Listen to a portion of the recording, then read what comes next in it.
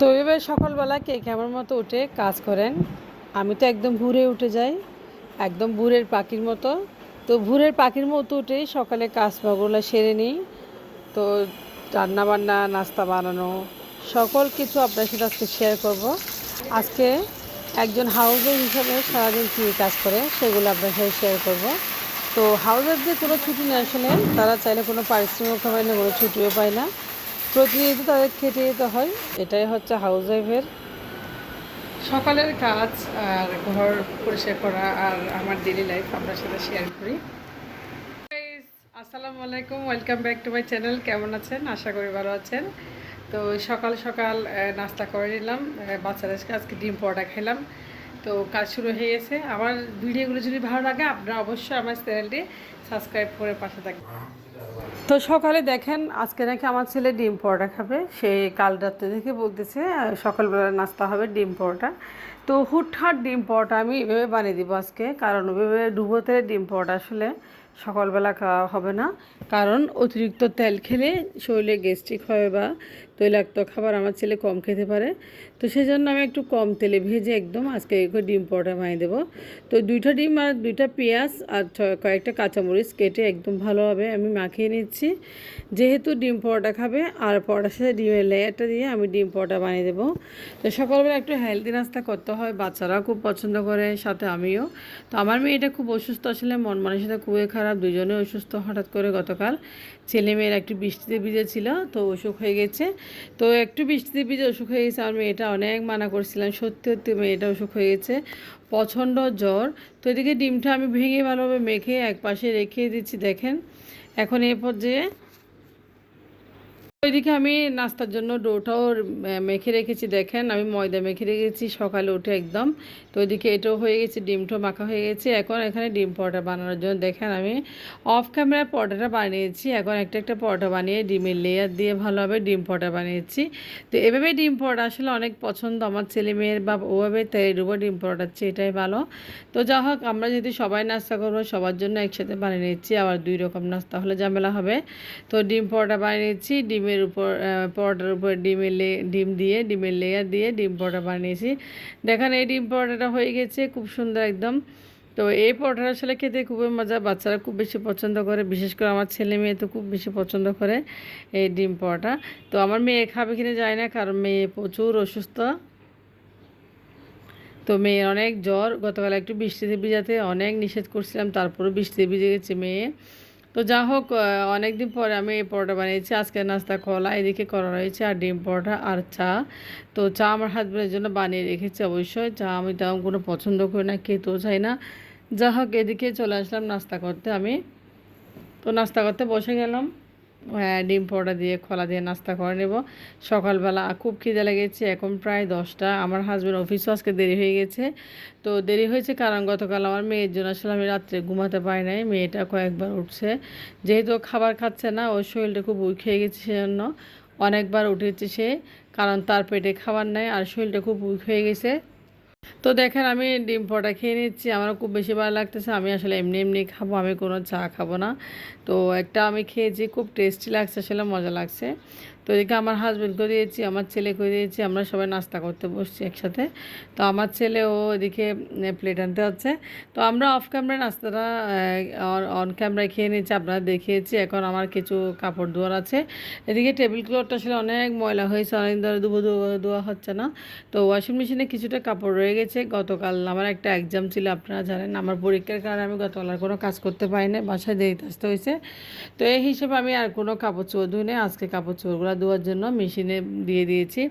তো অনেকগুলো কাপড় মোটামুটি আমি আজকে ধুবো। আবার এদিকে রয়েছে সোফার কাভার আর রয়েছে টেবিল ক্লথটা, এই দুটো একসাথে ধুবো। পাউডার দিয়েছি, এখন আমি মেশিনটা ছেড়ে দিব। তো মেশিনটা আসলে অনেক কাপড় ধোয়ার থেকে আমি আসলে রক্ষা পাই, না হলে আমরা 4 জনের কাপড়, অনেক কাপড়। তো এগুলো ধোয়া খুব কষ্টসাধ্য হয়ে যেত, আসলে অনেক কষ্টসাধ্য। যা হোক, মেশিনটা আমি স্টার্ট করে দিচ্ছি। কাপড়গুলো 15 মিনিটে একদম ধোয়া হয়ে যাবে নিশ্চিত। তো আমি এখানে হুইল পাউডার দিয়েছি এবং মেশিনটা ছেড়ে দিচ্ছি। তো আসলে কি বলবো, 4 জনের কাপড় ধোয়া, বর্তমানে কাপড় ধোয়া আসলে অনেকটা কমে গেছে, আর আমি কাপড় ধুতে পারি না। তো তো হাত দিয়ে একদম ধোয়া হয় না, অভ্যাস হয়ে গেছে। এদিকে মেশিনে কাপড়গুলো দিয়ে আমি সোফার কাভারটা একটু ঝেড়েছি। তো বাকি সোফার কাভারগুলো একটু পরিষ্কার আছে, আজকে তেমন কোনো ময়লা হয় না, কারণ বাচ্চারা বেশিরভাগ ময়লা করে। তো আমি সকালবেলা একটু গুছিয়ে রাখি, সেজন্য আর ময়লা হয় নাই। তো আমি একবারে ঘর গুছিয়েছি, দুইবার গুছাই না, এটা আমার রূপভাই দুইবার গুছাতে পারে না, আসলে অনেক ঝামেলা। তো এদিকে দেখেন আজকের আকাশটা খুব একদম ওয়েদারটা খুব ভালো লাগতেছে, নয় গরম নয় ঠান্ডা, সবজি নিয়ে আসছিলাম, আসলে সবজিগুলা খাবো। বাচ্চা দুটোটা খুব বেশি অসুস্থ, টেনশন আছি। তো কালকে আনছিলাম, দেখেন ভেন্ডিগুলা ভাজি করবো। আমার ছেলে মেয়ে খুব বেশি পছন্দ করে ভেন্ডি। তো আমার ছেলে বিশেষ করে ভেন্ডি ভাজি দিয়ে ভাত খাবে। আর কি অবস্থা হয়ে গেছে, দেশি করলা এগুলো নষ্ট হয়ে যাচ্ছে। তো করলাগুলো একটু ফ্রোজেন করে রাখবো, আমার ছেলে মেয়ে একটু শেয়ার করবো ভিডিওটা। ভাত খেতে চাই অন্য তরকারির চেয়ে, তো আমি ঠিক করে নিয়েছিলাম দেশি। তো আসলে ছেলে মেয়ে অসুস্থ হলে কিছুই ভালো লাগে না, মন মানুষের। এগুলা বলছে ও আমার বিশেষ করে মেয়েটা একটু অসুস্থ, একটু বৃষ্টিতে ভিজছে। তো বৃষ্টিতে ভিজে একদম নাজেহাল অবস্থা হয়ে গেছে, জ্বরে পুড়ে যাচ্ছে।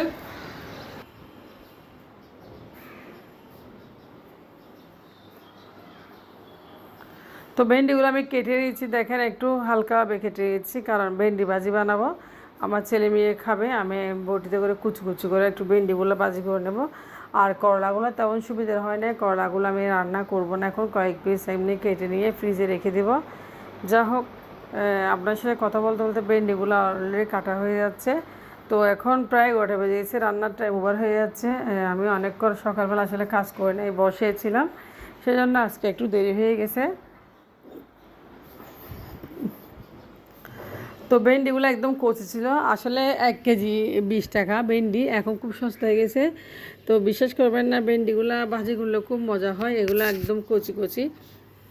তো একদম ভেন্ডি কাটা হয়ে গেছে, দেখেন ভেন্ডি এবং করলাগুলো আমি সে সাথে একটু কেটে নিয়েছি। করলাগুলো আসলে একটু কুচি কুচি করে কেটে নিব। আর করলাগুলো তেমন সুবিধা পড়ে না, একটু পোকা পড়েছে, দেখেন আমি আপনাদেরকে দেখাচ্ছি। তো করলাগুলো আজকে রান্না করবো না, করলাগুলো আমি রেখে দিব পরবর্তী রান্না করার জন্য।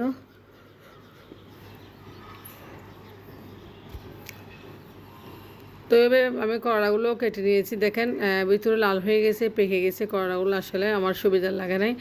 যা হোক, করলাগুলো দেখে মন খারাপ হয়ে গেছে, টাকা নষ্ট করছি মনে হচ্ছে। গতকাল রাত্রে আমি করলাগুলো নিয়ে আসছিলাম 40 টাকা করে কেজি। যা হোক, আসলে কি বলবো, মিথ্যাবাদীর দল, সবজিওয়ালারও মিথ্যাবাদী হয়ে গেছে। তো করলাগুলো অনেক পচেছে, দেখেন আমার কাছে আসলে খুব খারাপ লাগতেছে, কারণ মানে টাকা জিনিসটা অনেক ইম্পর্ট্যান্ট মনে করতেছি বর্তমানের পরিস্থিতিতে আমি, সেজন্য। তো করলাগুলো কুচি কুচি করে কেটে নিয়েছি, করলাগুলো আমি ফ্রিজে রেখে দেবো, আজকে রান্না করব না, কারণ অনেকগুলো রান্না করা যাবে না। আজকে ভেন্ডি ভাজি আর বাসায় কিছু মাংস রান্না রয়েছে, শুটকি রান্না রয়েছে, তো এত কিছু রান্না করবো না। দেখেন আমি শুধু ভেন্ডিটা ভাজি করব। তো আমার ছেলে শুধু ভেন্ডি দিয়ে ভাত খাবে, আর কিছুই খাবে না, মাংস মাছ সে কিছুই পছন্দ করতেছে না। তো ভেন্ডিটা আমি রান্না করার জন্য চলে আসছি।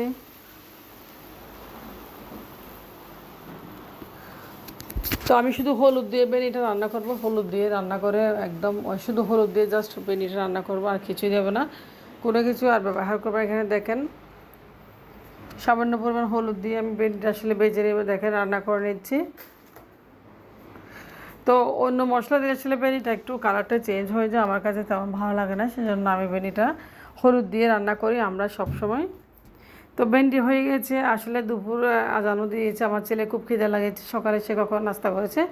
তো এখন ওকে অল্প করে ভাত দিয়েছি, বাকি অনেক কাজ রয়েছে, এতগুলো কাজ আপনারা দেখলে ভিডিও অনেক বড় হয়ে যাবে। তো ভেন্ডি ভাজি দিয়ে আমার ছেলে ভাত খাবে, আমি ওকে খাওয়াই দেবো, আমিও খাবো। তো খুব মজা করে আমরা ভেন্ডি ভাজি দিয়ে ভাত খেতে খেতে বিদায় নিচ্ছি।